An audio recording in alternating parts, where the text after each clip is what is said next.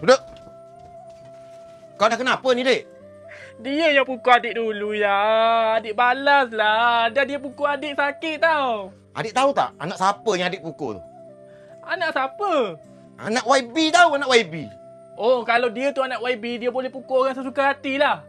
Dek, biar orang buat kita. Jangan kita buat orang. Ayah takut nanti naik mahkamah, kita yang salah tahu.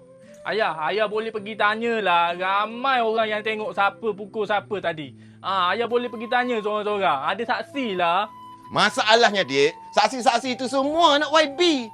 Dia takkan backup kita lah. Mana ayah tahu dia orang tu semua anak YB? Meon! Meon! Meon, kau keluar kejap, Meon! Alamak, YB dah datang dah. Ya, YB.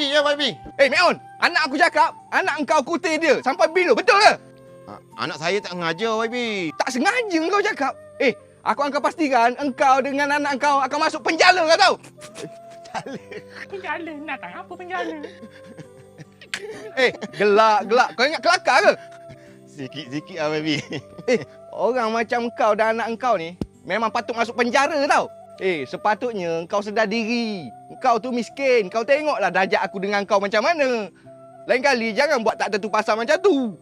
Kau akan pastikan kau masuk penjara juga. Assalamualaikum. Ada apa kerja-kerja ni? Waalaikumsalam. Menteri, buat apa kat sini? Tak ada lah. Saya datang sini nak bagi tender dekat Pak Meon. Tender? Yalah. Menteri kenal ke Pak Meon ni? Kenapa tak kenal ya? Saya selalu datang kencing dekat sini.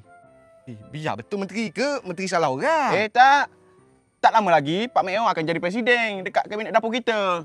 Presiden? Yalah, presiden lah. Kabinet dapur kita? Ya. Yang kau pula ni buat apa kat sini? Tak, YB. Saya datang ni nak bagi peruntukan ni, Zain. Peruntukan? Pak Meon minta tahun lepas lagi, Zain. Dia minta separuh je. Budak-budak buat kerja lambat. Menteri. 2 tahun lepas.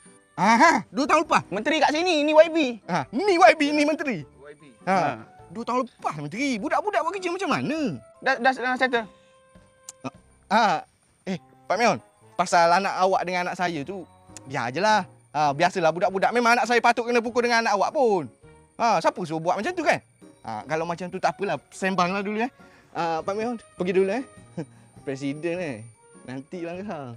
Menteri. Okey. Okay. Assalamualaikum. Waalaikumsalam. Elok-elok jalan. Menteri, naik dulu. Okey, Pak Meon. Allah. Boleh bercakap sikit? Naik macam tu je sebab menteri-menteri. Okey.